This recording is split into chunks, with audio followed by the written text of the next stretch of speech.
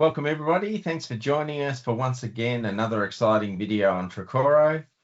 Just a reminder that this is a pre-alpha version of Trechoro, but we are modeling SysML2 and doing amazing things with the product, but you can expect some potential tweaks and changes once the product is released.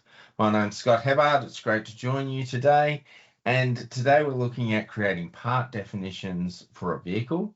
And we're going to model that all in Trechoro. And I'm joined today by Stephen Maguire that's going to step us through and show us how it all works. Welcome, Stephen. How are you today? Very well, thank you, Scott, and thank you for the introduction. Yes, part definitions. And this is the mechanism that SysML2 uses across the language to have a part definition and a part usage. So we're going to be defining some part definitions, and then in subsequent videos, we'll be using those part definitions. But the all important getting this kind of structural elements correct first is the right way to go. On the diagram being displayed, you can see that there's a vehicle which is a part def. So just to reiterate, there's a part def there. Underneath that, we have a particular type of vehicle, a four-wheel drive utility vehicle, and this has got the keyword part there. But if you look over to the properties window over the right-hand side of the application, you'll see that that's really an abbreviation of part usage. So whenever you see that part word, it's actually a part usage. Now we have an analogous thing happening with the fuel tank. We've got a fuel tank defined as a part definition, and then we have that again down here as a part usage. And the relationship between them, Scott, is this feature typing. It's got the little triangle with the two dots underneath it, and I think the creators of SysML2 have done quite a good job with the little markers on the end of the connectors that are defining defining the particular types of relationships. And so you can see that relationship over there again. This one over here, you can see it's a slightly different relationship with a marker. It's got a triangle, but it's got a line underneath it. And this one here is a redefinition. We're saying that the vehicle has a mass attribute, but we're redefining that down at the level of our vehicle. So that's just a bit of a summary of where we've come from. And what we're going to do now is we're going to look for these elements in our project browser, which is the tree view on the left-hand side, for those not familiar with the tool. For those that are coming from a SysML 1.5 background or any other kind of background where you've been using Enterprise Architect, you'll be delighted to see that many of the features of the tool are present in Trechoro. And just another thing so that you understand is that we can have other model types inside Trechoro. We can have types that, for example, for software creation. So you can have a module in here for software definitions and software engineering. So, and lots of other SysML 1.5 models can be included in here as well, and we'll show that in a subsequent. So can you link those up, so the SysML2, and link them to other types and have traceability between those different areas? Yeah, a great question, Scott, and quite a subtle one. The way that this has been implemented inside the tool is that the SysML2 is a complete sandbox. It's a completely separated. I think of it like an isolation ward in a hospital. Right? You cannot put anything in there other than SysML2 elements and relationships.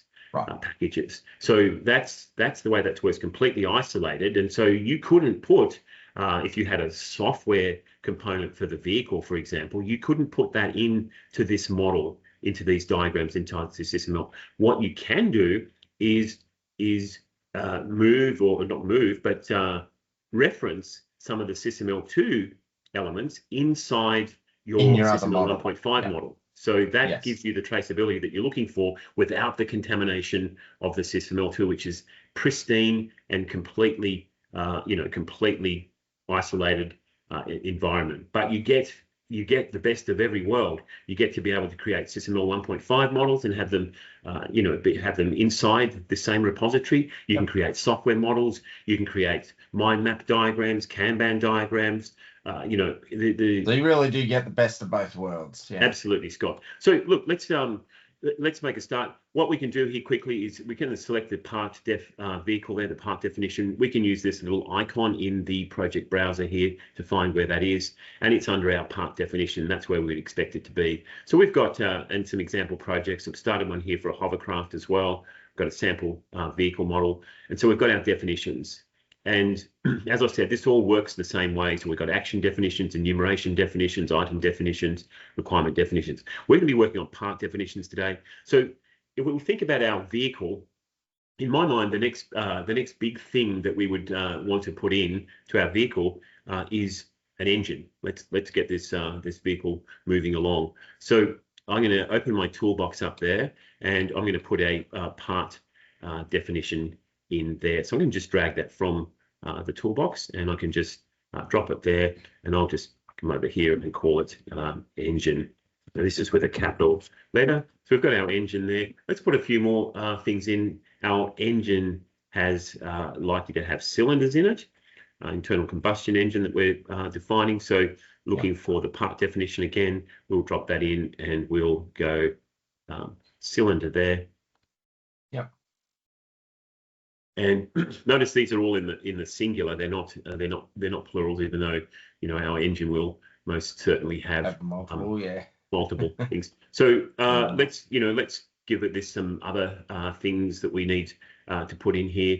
Let's give the car a body as well. So part definition again. Let's put that in, and again I can just hit my F2 key here as well, and I will just call that that body there. Some other things we've already got our fuel tank in, so we've got the fuel going in. We've got our engine. We've got cylinders inside the engine. We might want to put in some the drive shaft, for example, as well. So let's get our part definition again, and let's put a drive shaft in. Again, I'll hit the F2 key, drive shaft. And let's just keep going. We'll put a few more things in. I think we'll put a transmission in as well, and that could be, this comes to the variation points we'll look at a little bit later in another video, is the notion of variation, and this could be a manual transmission or an automatic transmission. So again, I'll put that in as transmission. And we can keep going, putting these things in, and we can reorder these, Scott, as well. I might put the vehicle at the top. That makes kind of sense. And to me, the next biggest thing is probably the engine. So I'll put that up there, and oops, I'll put that back one more. And probably the cylinder is kind of underneath the engine. It's going to be the engine's going to have a number of cylinders in it. And again, we'll define a whole assembly of that engine and how the cylinders and things work. But I've got my body, my drive shaft, transmission, fuel tank. That seems reasonable organization. We probably need to have a starter motor in there as well. So, we can just kind of keep putting things in as we start defining our car. Let's do that. And it doesn't matter if later on once you're analyzing the system, you realize you need more parts, you can always add to the model. Exactly. Yeah. So all very, very flexible. But you'll have probably have a plan or something in your mind about the way that you want this to work. Let's do one more thing. I think we'll do at least one more thing. We need to start thinking about our wheels, or our car is not going anywhere at all. So let's do an axle assembly. Yeah. So, you can start to sort of get the feeling now that that's probably going to end up having, a whole lot of different parts in different vehicles. But I think that's probably enough there. Let's go now and look at what we did with vehicle. And you can see over here with vehicle in the diagram, we have a number of attributes. Now we can do that with any of these. We did this before, but let's, we're building up our vehicle now. Let's look at our engine and think about the attributes that our engine might have. So let's gonna look at this here. Let's do a a peak horsepower. So let's put that into our engine. Now we can just simply select our engine there and go to our features window here and go to attributes. And so, and you notice, Scott, while we're working in a modeling language, and you can see that a user has got all the ability to create these diagrams. What I'm wanting to show is that you can create a lot of this stuff without actually having to create a diagram, which is quite flexible. If you feel like creating diagrams, no problem to do it on the diagram as we've done here. But let me put in a new attribute there, and I'm going to call it peak horsepower. So now we need to give that a type or a subsetting. Now we're not going to do a type. We're going to do a subset because we already have attributes. So the difference is that if we're doing a type like a Boolean or a real, we would type that by that scalar quality, if you like. But we're going to subset an attribute that exists in our library. So the tool comes with a lot of libraries, pre-built there. We've got KernML libraries, SysML, and Sparx libraries as well. And you can see that these I think all we go locked down. those in a previous video, didn't we? So yeah, people we did. couldn't mess with them. Yeah. But you can see that they're all there, and we won't worry about using that. We will just go to our subsetting here, and we'll. Oh, got a little error there. Let's have a look and see what happened. And this, as you said, Scott, it is an alpha version, so we're expecting that we might have a few little glitches like that. Let's go to our SysML ones, and we'll go to ISQ, and if I'm not mistaken, the ISQ mechanics will be where we'll find the power setting there. Power attribute. I might have gone past it. Let me have a look. There's quite a few in here, aren't there, under this power? There is. Let me just have a look. I think I've just gone past it. I can search for it as well, but I'm kind of now just in the mood for torque and force and finding it now. ISQ mechanics power. I should be finding it there somewhere. Maybe you can keep your eyes out for it as we go past power value. I saw power unit. Was that what we need, or? Yeah, no, it's not power unit. It's just we will just want power. Let's see if I can locate where it is exactly. Okay.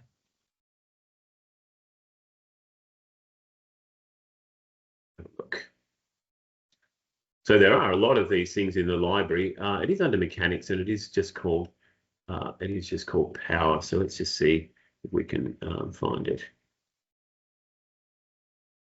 No, there's power. Go up a bit. Power. There we are. Yeah. Okay. So I can search for it. We have looked at that in a previous video. You can see there's a search thing there. I can find that as well. So I'm just going to go OK to that now, and you can see that power has been set there. So let's go for something else, and we'll go for fuel economy. So again, we've got the engine here selected in the browser window, and we've down in our SysML features with attributes selected as the type of feature that we want. Let's put this one in as well. So it's the fuel efficiency for a 6+ vehicle. Now this time we want to have a real value. So I can go in typings this time and go, let's just find the type for that. And it's going to be, I think, a KernML one, and it's going to be a scalar value. So there it is, and I'll choose a real value for that. So a little bit of getting used to this KernML and SysML relationship there. SysML is built on top of the KernML, but there are still things in the KernML, like the example of this library, the example of feature typing as well, that relationship that are coming from the KernML. So that's why we need to have both of those there. That's fuel efficiencies in there. Let's do something else called displacement, and let's have a look at that. And so we'll put displacement in here. And what we really need here now of the subsetting is a volume. So I think we'll find the volume. Again, we've got this little thing popping up, this message popping up. We'll just hide that away for a minute. And remembering we are in the pre-alpha version. So we'll go to SysML, we'll go to ISQ space-time, I think. It's like a space-time concept. Let's see if we can find volume in there if I'm right. Let's see if I've gone past it, Scott, so you can wait. Just a minute. There's quite a few. There we go, volume there. Okay, I've got that time. Okay, so now the other thing that we might want to do is, for people that are not familiar with the vehicle, people that are familiar with vehicles and cylinders and things will understand what this displacement means in this context. But what I can do is put some notes in here. And so the total swept volume traced by all pistons moving from bottom dead center to top dead center expressed in cubic centimeters or liters, qualifying the engine's theoretical breathing capacity, essentially how much air fuel mixture the engine can displace per cycle. Now you notice the underlying text there as well. I'm writing from Melbourne, Australia, and we're using this particular dictionary. Now you can include different dictionaries. If you're in the US or somewhere, you can include your different dictionaries, and you'll spell those words slightly differently. But they're there. The dictionary I have actually is the United States dictionary, and it's showing me that that my writing style is not compliant with that. So again, I can just click on these words and change them there, and they're gonna go. So that's just part of the tool features. So that's kind of useful. The other thing I might want to do is, just do something like, what's the cost of the vehicle? Again, a simple thing, and I can put cost there. And again, I will choose a type there, and I'll bring that up, and it's going to be a caramel type, and the scalar value of a real, the price of the vehicle is. So, that's showing those. The definitions, and that's what I really wanted to cover today, to show that you can have all those part definitions. Now I can put those on a diagram. For example, this fuel tank is here, but I might want to put the engine. Go back there a little bit. Let's Control Z that and get back out of there. This torque one is. I'm just going to remove these from the diagram at the moment. I don't really want those on there. Let's just move this over though. My fuel tank's not as important as my engine. Now if I got my engine and just put it drag it onto the diagram as a link. That's what I want. And you can see that the attributes are displayed, yes. Are displayed. Now, if you don't want to show those, if you look inside this thing here, we've got vehicle and we've got perform actions being displayed. The compartment visibility, which at the moment is set for an individual element, but we will be doing it for a diagram as well. So if we click there, you'll get the option to set the visibility across the whole diagram. But I can just choose what I want to display. So maybe I don't want to display those attributes. So I can simply go in here, compartment visibility, turn attributes off, go OK, and they're no longer showing. So I can simply turn them back on again. And you can see there are a whole lot of different compartments, and your element would be quite long if you had them all. This perform action one, again, you can have a look at that compartment visibility, and you'll see that the perform action one is ticked there. So, look, Scott, that I want to keep these videos quite short, but a couple of things just there. We're defining the parts that we want as part of this simple vehicle model, and we're building that up. We've put those parts in, and we're going to look in the next video of how we assemble those parts to create a vehicle. So, for example, this four-wheel drive utility vehicle down here, and you can see that we already sort of started that journey a little bit with fuel tank and said, look, the fuel tank has a particular part usage with respect to the vehicle part usage. So this four-wheel drive utility vehicle over there.